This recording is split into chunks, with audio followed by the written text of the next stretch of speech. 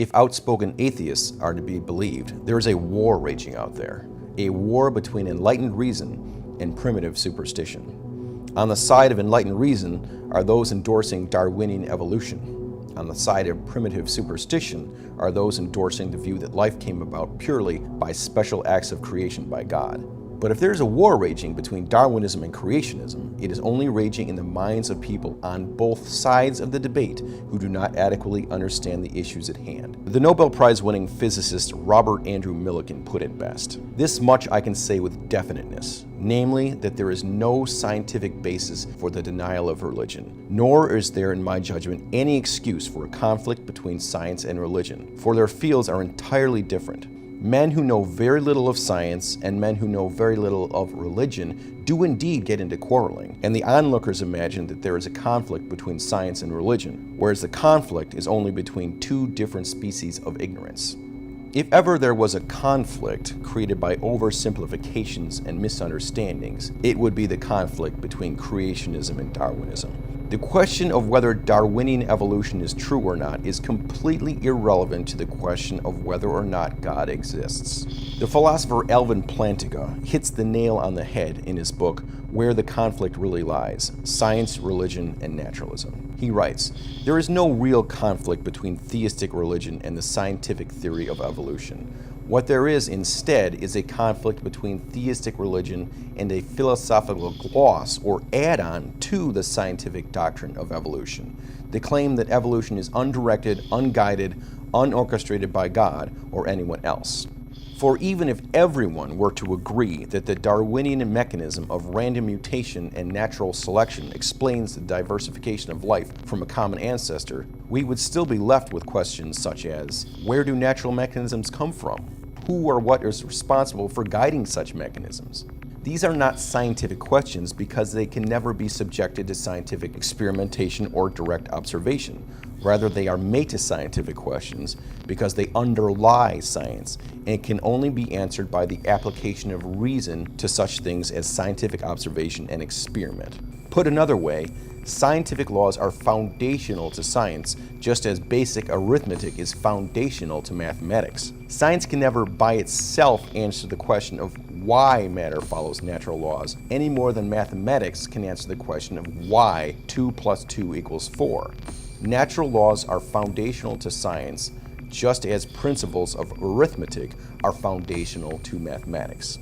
Regarding the inability of science to answer the question of where natural laws come from or who or what enforces them, Albert Einstein wrote, "You find it strange that I consider the comprehensibility of the world, to the extent that we are authorized to speak of such comprehensibility, as a miracle or as an eternal mystery. Well, a priori, one should expect a chaotic world, which cannot be grasped by the mind in any way. The kind of order created by Newton's theory of gravitation, for example, is wholly different. Even if man proposes the axioms of the theory, the success of such a project presupposes a high degree of ordering of the objective world, and this could not be expected a priori. This is the miracle which is constantly reinforced as our knowledge expands."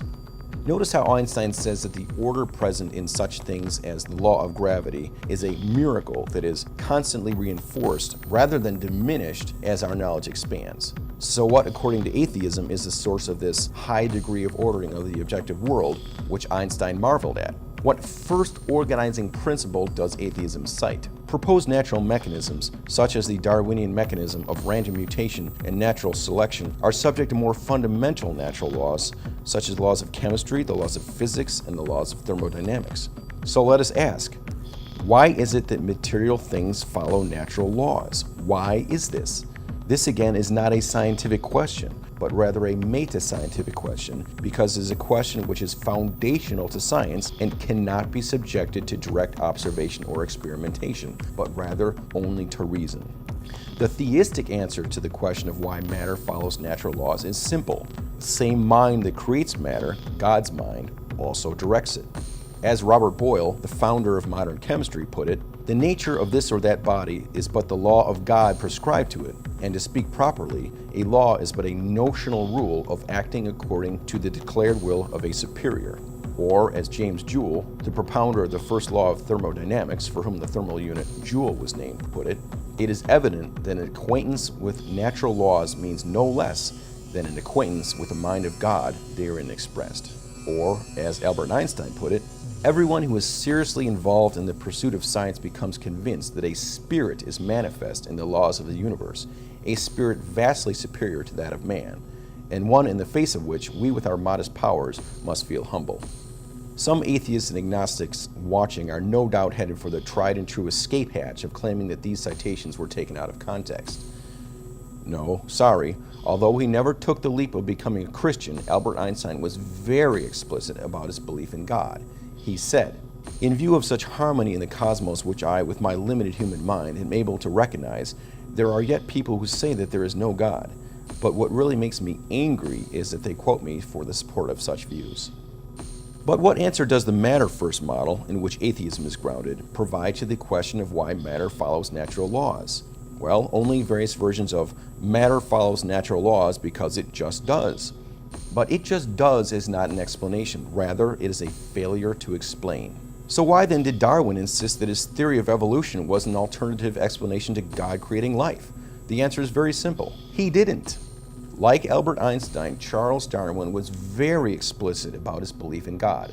In his autobiography, Darwin wrote, "Another source of conviction in the existence of God, connected with the reason and not with the feelings, impresses me as having much more weight. This follows from the extreme difficulty, or rather impossibility, of conceiving this immense and wonderful universe, including man with his capacity of looking far backwards and far into futurity, as the result of blind chance or necessity. When thus reflecting, I feel compelled to look to a first cause having an intelligent mind in some degree analogous to that of man, and I deserve to be called a theist." So if Charles Darwin was not the one who insisted that evolutionary theory is an alternative explanation to God, who was it? Well, it was people in academia who view the world through the matter-first lens, as I described in the intro video. People who insist on adding the philosophical gloss or add-on to the scientific doctrine of evolution because they insist on viewing the world through the matter-first lens, materialism, and not because they can provide an alternative explanation to God for the, quote, high degree of ordering of the objective world, which Albert Einstein marveled at. The Harvard University geneticist Richard C. Lewontin famously spilled the beans on this philosophical gloss or add-on, aka ideology, in 1997. Lewontin writes, "We take the side of science in spite of the patent absurdity of some of its constructs, in spite of its failure to fulfill many of its extravagant promises of health and life, in spite of the tolerance of the scientific community for unsubstantiated just-so stories, because we have a prior commitment, a commitment to materialism. It is not that the methods and institutions of science somehow compel us to accept a material explanation of the phenomenal world, but, on the contrary, that we are forced by our a priori adherence to material causes to create an apparatus of investigation and a set of concepts that produce material explanations, no matter how counterintuitive, no matter how mystifying to the uninitiated. Moreover, that materialism is an absolute, for we cannot allow a divine foot in the door." Stay tuned for my next video titled "Why Life Could Not Have Emerged Without God," to understand why the origin of life from non-living matter can never be explained while viewing the world through the matter-first lens, known as materialism.